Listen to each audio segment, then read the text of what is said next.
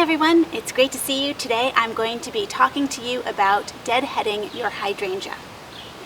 So as your hydrangea have bloomed and they've been beautiful and you've enjoyed their blossoms, you'll probably notice that some of your blossoms start to look past. And you can tell that some of them tend to turn brown, some age to a green color, depends on the variety of hydrangea that you have. And I'm just talking macrophylla, your big leaf hydrangea here. There are two questions you want to ask yourself about whether you should deadhead your hydrangea or not.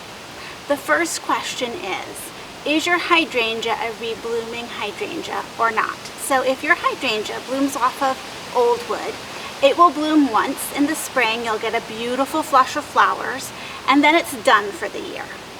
You certainly can deadhead those carefully so that you don't disrupt the foliage for next year, and I'll show you exactly how to do that. But you won't be getting more blossoms for this current year. Then there are some hydrangeas that advertise as blooming on new and old wood. They're reblooming, so you get that beautiful spring flush of flowers. Then they start to die off, and you'll get another flush of flowers, late summer, early fall. This happens to be one of those hydrangeas.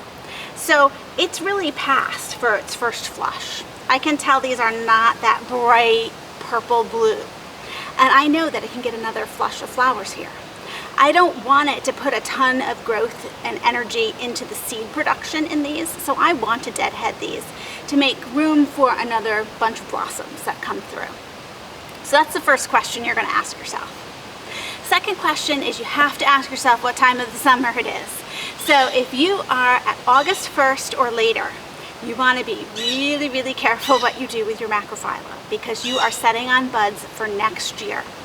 You can very carefully deadhead just underneath the blossom, but generally after August 1st in Zone 6B, I try not to touch my macrophylla at all. So, it's up to you, but really take into consideration those two things. So let me show you what it looks like to deadhead your hydrangea. So you pull back your flower and you go right underneath the flower and you find the first pair of leaves that are directly opposite each other and you cut above that. So all I took off here is the spent blossom. That's how you should deadhead your hydrangea. So here is another one. I'm going to pull back the blossoms. I find that pair of leaves, and then it's really as close as you can get to that pair of leaves as you can. And there is your deadheaded blossom. So I'm going to do the rest of these now. Ooh, this is an interesting one. Here is your blossom. When I go down, you have this single leaf here. So I'm skipping that single leaf and I'm going all the way down to that pair. So you always want to look for the pair. Okay, so I'm going to leave the rest of these just for a little interest here. I'll come out and get them later. I do notice that some of my leaves are a little sunburnt. That's normal. And now it should give life for another flush of blooms here. Really quickly, here is Summer Crush, which is just a beautiful pink hydrangea. And you'll see that there are two different blossoms here. This is really an antiqued blossom, which means it's past its prime, but it still has color in it. Here you have a newer blossom. I'm not ready yet to deadhead this one. So I will probably wait until sometime in August before I do that, or I might just leave it on depending on how much color it retains. Before I go on to deadhead my next hydrangea, remember always spray whatever you're cutting with rubbing alcohol. I have done that because now is the time that we could be spreading that powdery mildew from bush to bush. This is Cherry Explosion. This is a new purchase that I rescued. It was very, very dehydrated and droopy, and I put it in water. I have soaked it. It's pretty much come back, but because it had a tough time, this particular blossom, you can just tell, it is not looking its best. I might not always deadhead this bush, but sometimes you end up with a bush, maybe it was because it didn't get enough water or something happened, where it doesn't really dry nicely on the bush, your beautiful flower, and you just feel like, yeah, it's time to take that one off and deadhead it. And that's this case here. This was a huge lace cap blossom. So I'm going to take this one and just go back to where there were 2 leaves opposite each other and cut right above that. That was some blossom. It's pretty amazing. Okay, now this plant can put energy into these beautiful new blossoms that are coming along here. So Cherry Explosion, this stays in that pink and reddish realm. It is actually my first lace cap other than wedding gown, which actually looks like it's a mop head. Very excited about this. Let's keep going.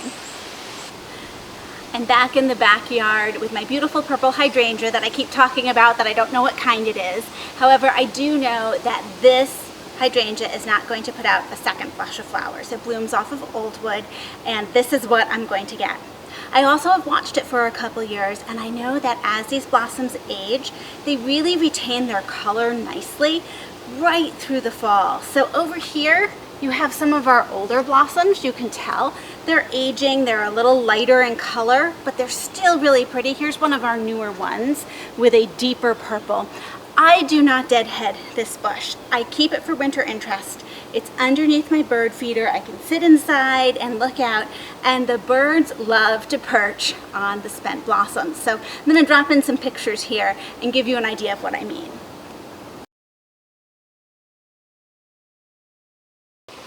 So you can tell that I have a bunch of hydrangeas at all sorts of blossoming stage. We have new blossoms. We have blossoms that are starting to show their signs of age here. And you know, they really are beautiful all in their own right. So you do what you like the best on whether you deadhead your hydrangea or not.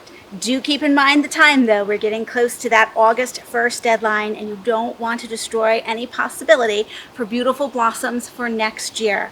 So cutting right below that mop head when you do decide it is time to deadhead your flowers.